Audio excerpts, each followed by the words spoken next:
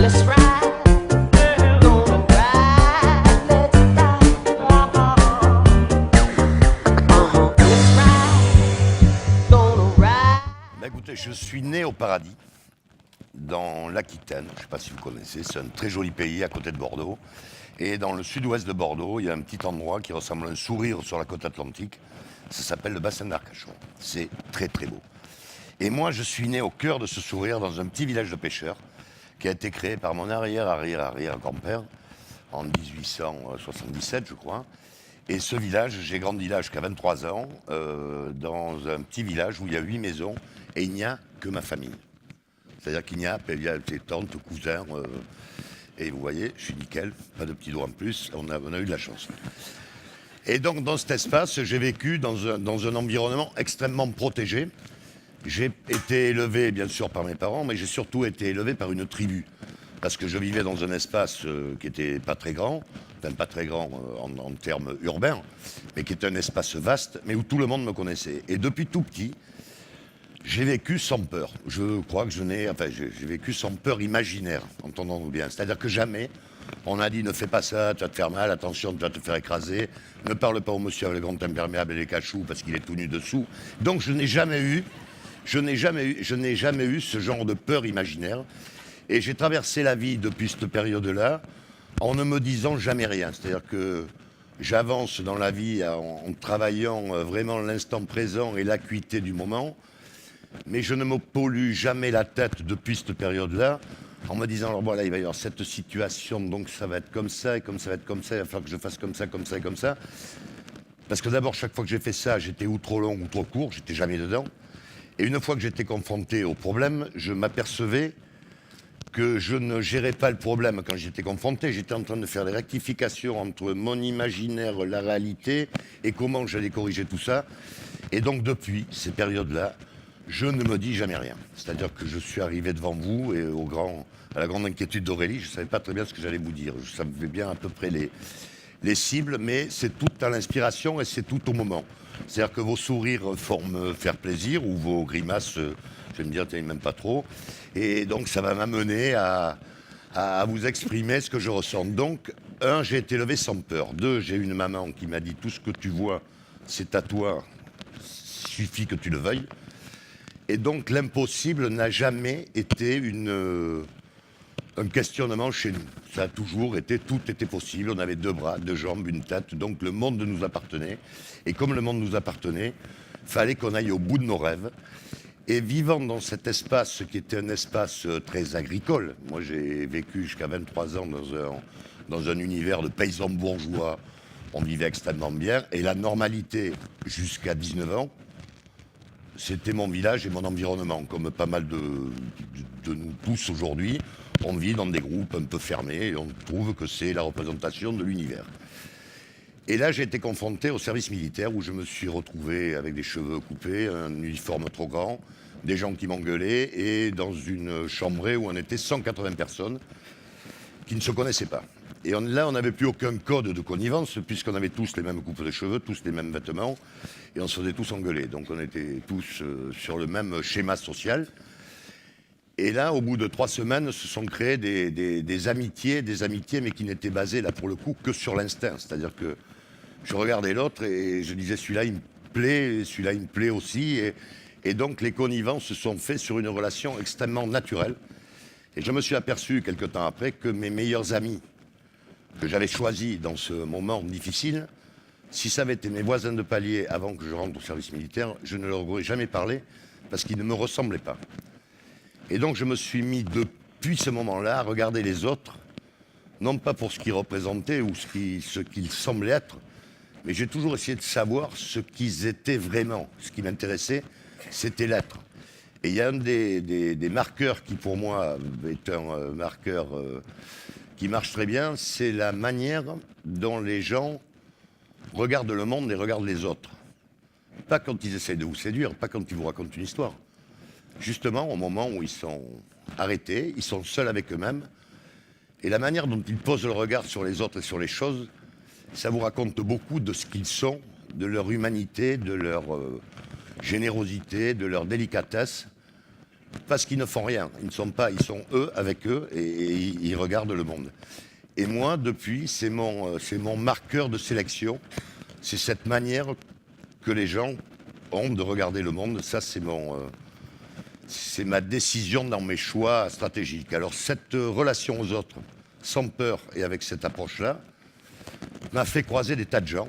Et le fait que j'ai pas de pression, quand on rencontre des gens qui sont, alors disons, qui ont de l'image ou qui sont connus ou qui ont du pouvoir, très souvent notre propre comportement vis-à-vis d'eux est très, très conditionné par le fait qu'ils ont du pouvoir ou pas de pouvoir. Et on les aborde jamais décontractés comme s'ils étaient un individu lambda.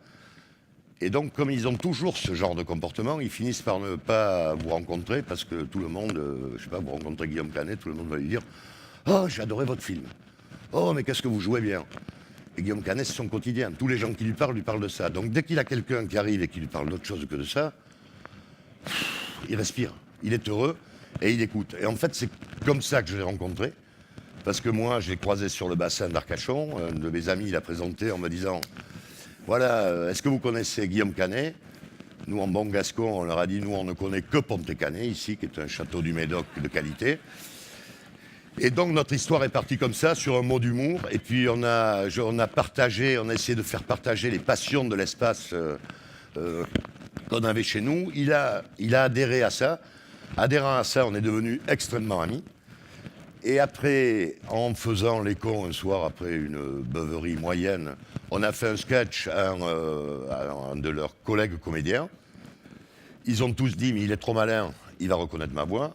Enfin, il va reconnaître nos voix. C'était Gilles Lelouch, Philippe Lefebvre et Guillaume Canet. Et j'ai dit, moi, il ne connaît pas la mienne, donc je vais tenter. Et Guillaume me dit, mais tu te sens capable? J'ai dit, de toute manière, si ça ne marche pas, il n'y a pas mort d'homme, hein, c'est un sketch, donc on ne va pas mourir. Hein. Ah ben il m'a dit, ouais, d'accord, on y va. Et quand j'ai fini de faire ce sketch, qui a très très bien marché, Guillaume m'a dit, tu joues super, tu vas tourner dans mon prochain film. Et donc il m'a amené dans Ne le dis à personne, où je fais le méchant qui conduit le camion quand on kidnappe Cluzet. Et puis il est arrivé un jour avec le film, donc le scénario des Petits Mouchoirs, et il m'a dit, voilà, c'est ton rôle. Et là, je lui ai dit, Guillaume, ça c'est un vrai rôle. C'est un vrai rôle de vrai comédien, avec c'est un vrai rôle. Il me dit, ouais, mais c'est pour toi. Je lui ai dit, mais t'es sûr? Parce que là, vraiment, si je me plante, je tue le film. C'est-à-dire que la bascule du film, je le tue, quoi. C'est des gros budgets, le cinéma. Donc, j'étais sûr. Non, il m'a dit, c'est bon. Je lui ai dit, mais qu'est-ce qu'il faut faire? Je répète, j'apprends. Il me dit, non, tu fais rien. Rien, t'arrives, là, comme ça, tu apprends le texte pour pas te mélanger les pinceaux, mais juste, tu l'apprends juste. Et tu le joueras spontanément, et puis ça va aller. J'étais sûr. Hein, voilà. Donc, ça s'est pas trop mal passé. Et quand on a répété une fois la veille de la scène à la règlement de compte à Hockey Choral. Et on est tous les deux dans un appartement pas très loin de chez moi, on est tous les deux en train de jouer la scène. Et là, ma femme rentre et les deux, on était en larmes, en fait, en train de pleurer. Elle me dit, vous êtes con ou quoi? Qu'est-ce que vous avez? Non, mais c'est rien, c'est parce qu'on venait de répéter la scène un peu tragique. Et donc, toute ma vie, ça a été des rencontres, des aventures, des propositions que j'ai acceptées. J'étais vice-président de la Chambre de commerce de Bordeaux parce qu'un jour, Bertrand de Bensman, président que je ne connaissais pas, m'a appelé, m'a dit, est-ce que vous acceptez d'être mon vice-président? J'ai pris un peu la température, savoir qui il était, puis j'ai dit, ok, j'y vais. Et donc, ça m'a amené chaque fois dans des univers qui sont différents. Et je n'ai jamais quitté ma terre, c'est-à-dire mon vrai travail, qui est l'ostréiculture, qui aujourd'hui me fait vivre et qui n'est que mon activité principale à 95%. Le cinéma, c'est l'équivalent d'un atelier poterie au Club Med, c'est 5 jours tous les 2 ans, donc c'est pas vraiment une activité.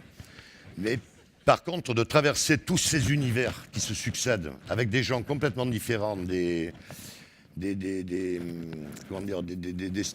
stimuli complètement différents, des motivations différentes, moi, c'est ce qui fait et qui me rend heureux, c'est ça. Parce qu'en fait, aujourd'hui, moi, je suis né, je pense, il y avait encore les téléphones à manivelle. Je pense qu'il y a des gens qui ne savaient même pas ce que c'est. Et donc, quand on est né à ce moment-là, j'ai passé 60 ans de vie à ne faire que rire, à prendre tous les trains qui me paraissaient beaux et que j'avais envie de prendre, je les ai pris. Je me suis planté, il y a des trains qui amenaient dans des endroits de merde, j'ai eu des échecs et j'ai eu de très belles réussites. Mais en fait, avec du recul aujourd'hui, ce qui est super intéressant, c'est le chemin qu'on a fait pour y arriver. C'est pas la réussite ou l'échec qui sont intéressants, c'est que le chemin qu'on fait pour arriver à ces niveaux-là, de gagner ou de perdre, une fois qu'on en est là, c'est une autre histoire qui démarre.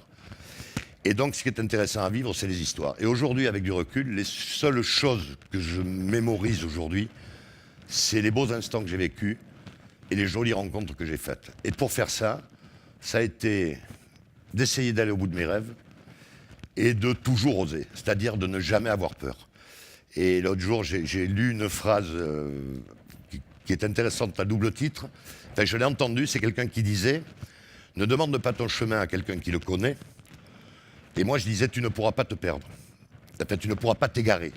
Et l'intérêt de s'égarer, c'est justement de sortir des chemins battus et de sortir de l'orthodoxie dans laquelle on est tous, plus ou moins, ou dans laquelle on veut nous mettre. Et c'est justement de s'égarer parfois et de sauter la barrière et d'aller voir de l'autre côté comment c'est. Et en fait, cette phrase, elle n'est pas exactement comme ça. Il est dit, ne demande pas ton chemin à celui qui le connaît. Tu pourrais ne pas t'égarer. C'est-à-dire que tu pourrais, c'est encore positif. Et je crois que dans la vie, il faut être extrêmement positif. C'est vrai que les bouteilles, même si elles sont vides, il y a toujours des gouttes d'eau. Bombard a traversé l'Atlantique en récupérant la vapeur d'eau sur des plastiques. Donc, il y a toujours de l'espoir. Et c'est ce qui nous fait avancer. Donc, je pense que... Mais il n'y a plus qu'à être heureux, il suffit de vouloir. Voilà.